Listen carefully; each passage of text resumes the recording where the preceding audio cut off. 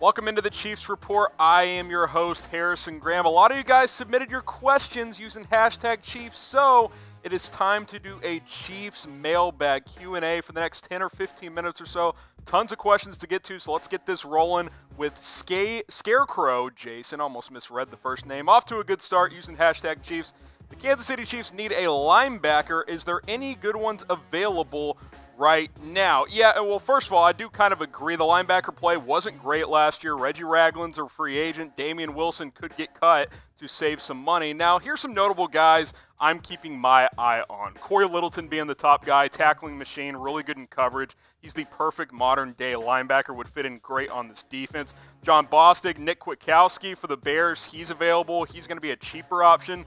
I'll be curious to see what Danny Trevathan's market is. He's getting a little older. He was banged up last year, so we'll see on that front. And then Kyle Van Noy as well. Again, the Chiefs don't have a ton of cap space, roughly 13, 14 million, kind of working with that range right now as we wait for the official cap number to hit this year. But there are some options. We'll just have to wait and see once we get closer to free agency. All right, Chiefs fans, you guys know the drill. At least some of you do. If you don't, the challenge this month has been to get to 1,000 subscribers by the end of February. We've been growing faster the past couple of weeks than we have the last couple of months, so let's keep it rolling. Chatsports.com/Chiefs. Just hit that big red subscribe button on our Chiefs-only channel. We'll have rumors. Speaking of free agency, I've got my free agent targets on the channel. You can check that video out. We've got draft coverage. I know you want a 7-round mock draft. That might be hitting the channel very, very soon. Trade rumors, trade targets, all of it this offseason. Chatsports.com/Chiefs. Go ahead and subscribe. Let's get to 1,000 by March 1st. Next question here. We got Carter Delally. Delally? I don't know. Hashtag Chiefs. Bryce Hall, first-round pick, question mark. Is he good? Maybe a good connection with Juan. Of course, talking about Juan Thornhill. They were teammates at the University of Virginia. Bryce Hall was excellent in 2018. If he would have come out last year, he would have been a first-round pick. Now, got hurt this year, wasn't playing quite as well the first half of the season, had ankle surgery, didn't play the last 6-7 games of the season. I think he's probably a day 2 prospect this year, which could be to the Chiefs' advantage. Now, cornerback is probably still my biggest need for Kansas City, so a guy like Bryce Hall, which you see the 2018 numbers, he led the nation in pass breakups with 21. He is a playmaker in the secondary, plays really well in zone coverage schemes, which the Chiefs do a lot. I think he could plug in, be a nice player in this secondary, especially we know Kendall Fuller's free agent, Bashaud Breeland's a free agent as well. I think more of that round 2 pick, that number 63 overall pick, could be a nice spot to draft Bryce Hall.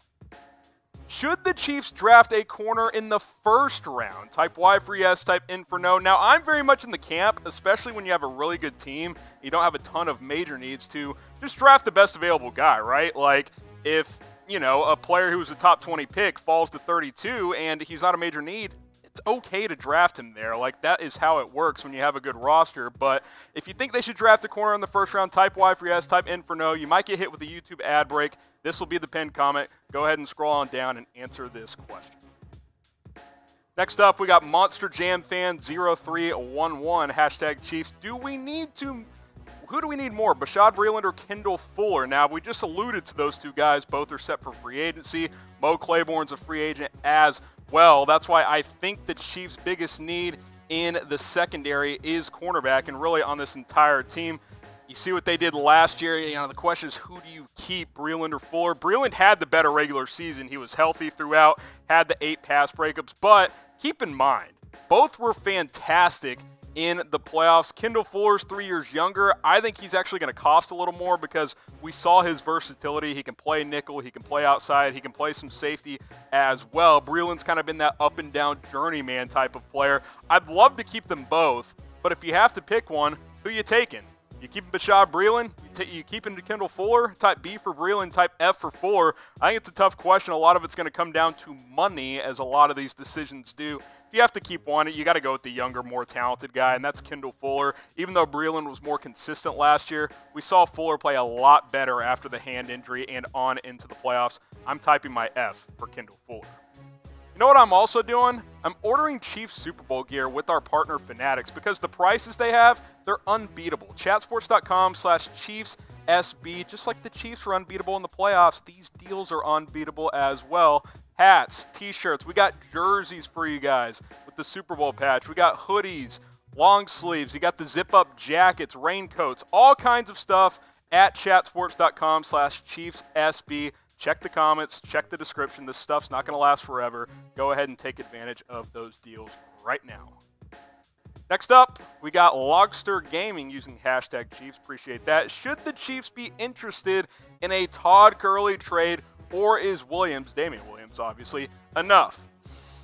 I'm going to try and stay calm here.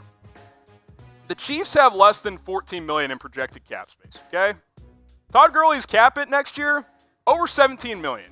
Todd Gurley regressed in 2019. We saw the regression late in 2018. His best days, most likely behind him. And on top of all of that, even if it's peak Todd Gurley, A, Damian Williams is less than $3 million against the cap next year, and B, running backs aren't that important in the Chiefs system, guys. Damian Williams' numbers aren't going to wow you, but we saw what he did in the playoffs. He was just fine. He was a productive player. He's been great 2 years in a row. Now, look, if you're getting peak Todd Gurley, that's great, but I don't think you're getting that, guys. 2017, 2018, he was an MVP caliber player. He was fantastic.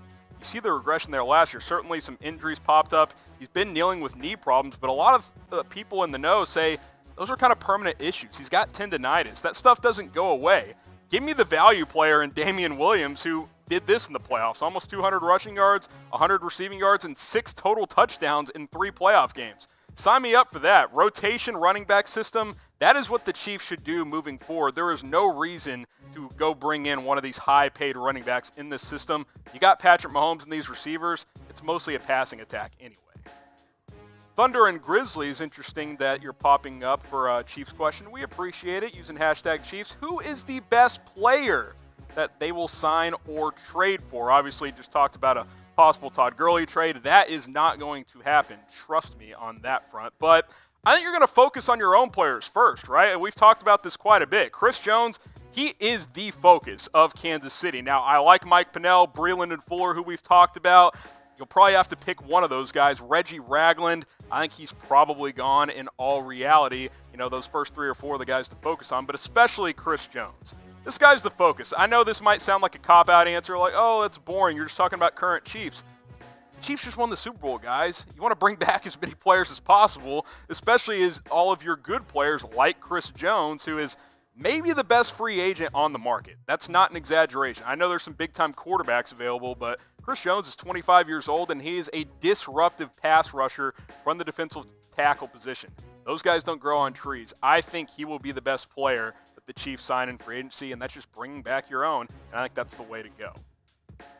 Now, talking about trades, because he asked for trades and free agency, send in your best trade proposals for the Kansas City Chiefs. We talked about Darius Slay on the channel recently, possibility of a trade there. Send me your best proposals down in the comments. If we get enough of them, might do a video on the best trade proposals, so go ahead and comment those down below.